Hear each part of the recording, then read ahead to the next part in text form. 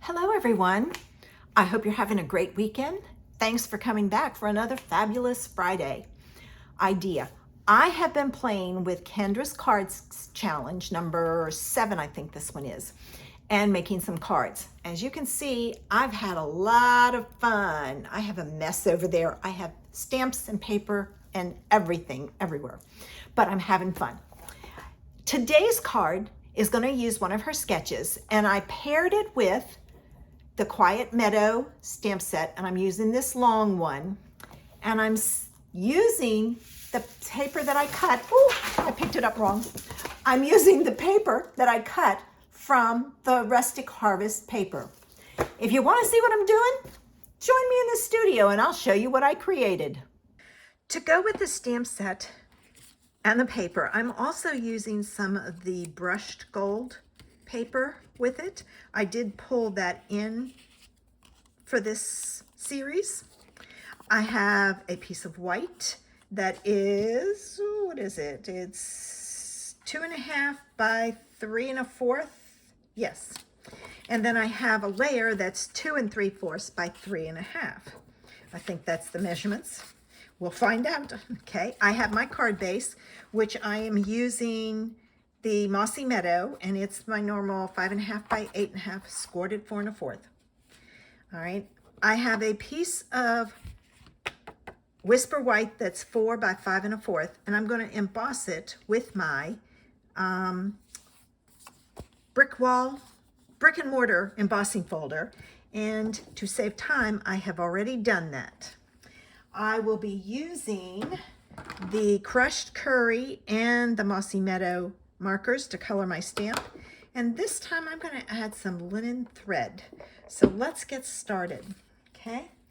First thing I need to do is I need to fold my card base and burnish it.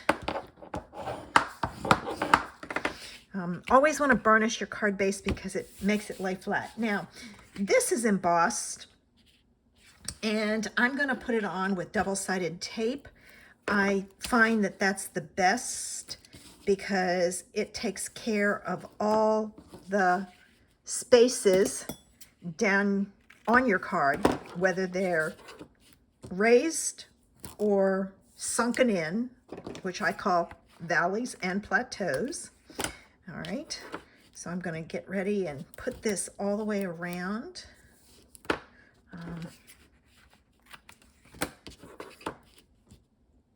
Like so. All right. And then I'm going to use my pokey tool. Now, you got to have a pokey tool. Oh my gosh. I've had mine for a long time. This is one Stampin' Up! Used to have years ago, and I love it. Now they have the Take Your Pick tool. I continue to use my pokey tool because I like the shape of it, and I like the way it handles in my hand. So if you don't have it, the Take Your Pick tool does the same thing. But I have this, and I would rather spend my money on stamps and ink, or stamps and paper, I should say, not ink, because my ink lasts a while. All right, this is going to go on my card base like so. All right, now the next thing I need is I need my image, my white paper, and my markers. And I'm going to take, and I'm going to use a scrap paper behind here because this is longer than this, and I don't want ink on my mat. So the first thing I'm going to do is I'm going to color my stems using the side of my marker. And you kind of have to watch because there are, and I hit a flower. I'm going to go quite a ways down.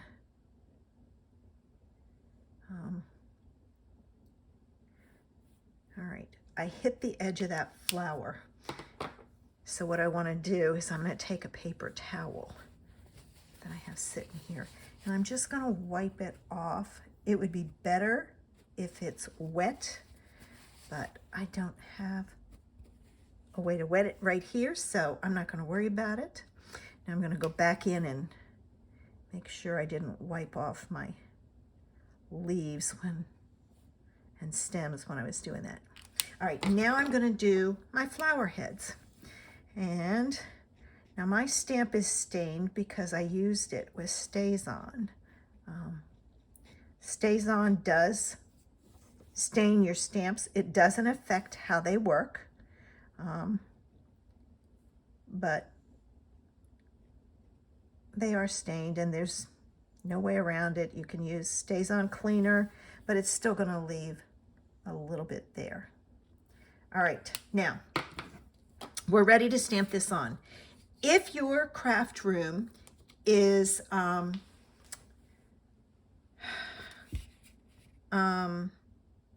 dry, then you need to huff on it. Mine is not, so I'm gonna stamp this here, and you'll see why I went down so far. And then I'm gonna stamp another one here and another one behind it. So it just kind of gives it a little bit of dimension.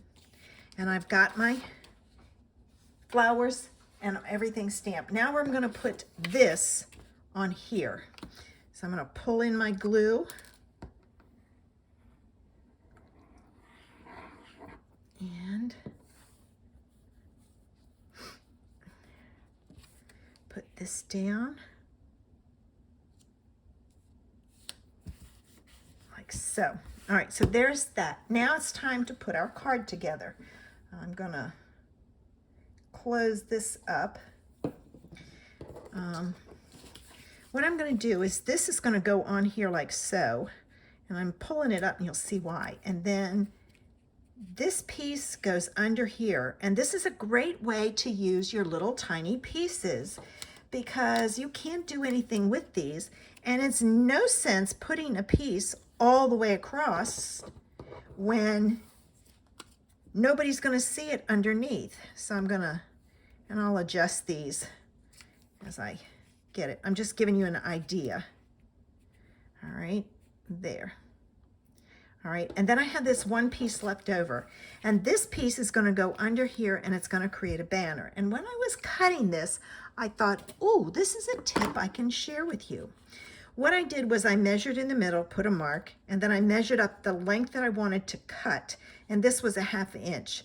So then I cut from here to here, but I usually, if it's a long piece, I will draw a line, but this one I didn't have to, and here's why. If you have scissors, open them up as wide as you can get them, put it in the corner, and I gotta find my, and aim for your mark and make one long cut.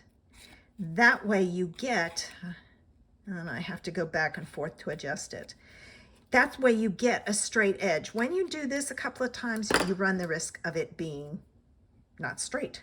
So then this is gonna go underneath, all right?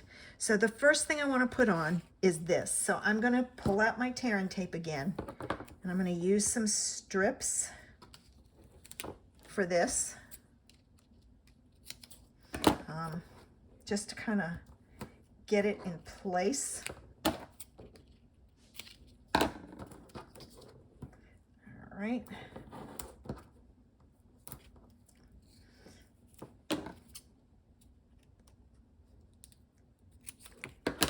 And I always use yucky scissors because they're gonna get sticky and gooey and icky. And I don't use my good scissors for that. All right, so take my backs off. Okay. Now, this is gonna go on, and it's gonna be close to the bottom. So I'm gonna, and it's very sticky, as you can see, my hands are sticking to it. I'm gonna put it right about there, and I'm centering it side to side. I'm looking spacing here, and I've stuck that down. Now, this piece is gonna go on like so. What I need to do is put this piece on, and I'll be honest with you, this is going to be hard to do. So the best thing that I'm gonna do is I'm gonna flip it over, and I'm gonna attach this to the back of my paper, because then I don't have to worry about getting it straight. And to do it, I'm gonna do it this way. You You probably can't see. Let me slide it over a little bit. I'm gonna do it this way. Good thing I realized that. So I'm gonna take this piece, and this is gonna go on. Now I'm flipping it over. You don't wanna do it the other way. And this is 1, 2, 3.5. So 1 3/4 is the middle. So I'm going to, so 1 3/4 is there. I'm gonna put this piece on. I'm gonna pull it down just slightly so I can use this. So there's 1 3/4. So that is fairly close. And then what I have to do, oops, well, at least I know where it's going. I just have to see, I can't have it too wide. I think that'll work. If I have to trim it, I'll trim it. I'd rather trim my pieces than all right, now to do this one, I'm going to do it this way. I'm going to line the top up with one of my lines, and then I'm going to put this one in the same place. So I'm using my grid to help me. Oh, it's too close. Let me pull it off a little, move it out.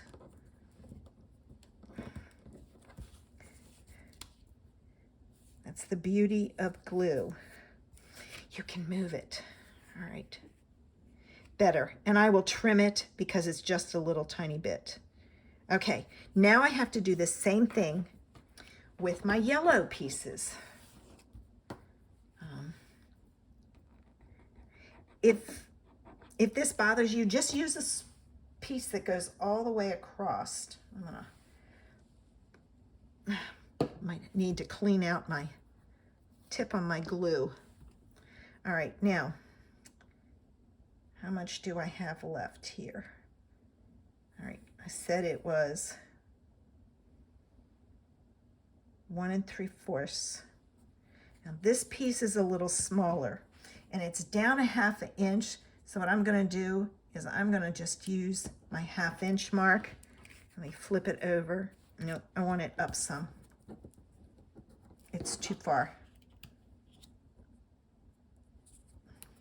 It doesn't have to be perfectly even, but I'm gonna do the same thing with this one. I'm gonna line it up with my line. I'm not worried about the others. I'm using the edge of this, and I'm gonna attach it right there. All right, and see, no one will ever know that your strip doesn't go all the way across unless you put it on crooked. But that's the beauty of glue. You get some wiggle room. All right, now I need to trim this ever so slightly.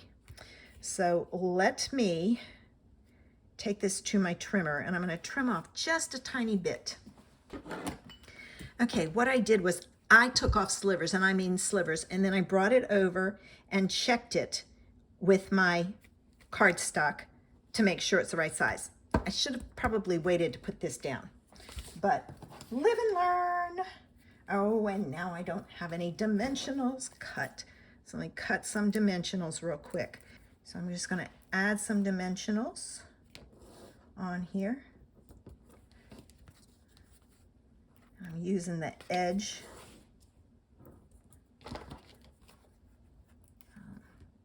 There. Now I have the bottom. That one came off. And then to support the middle, because when it goes through those machines at the post office, it can crush it. And you don't want your panel crushed when your recipient opens it. So I'm just going to put a couple in the middle. And then I'm going to use my handy dandy pokey tool, and I'm going to take this off.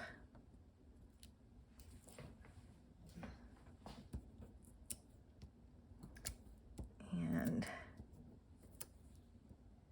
that one's already off. And I got all my backs off now.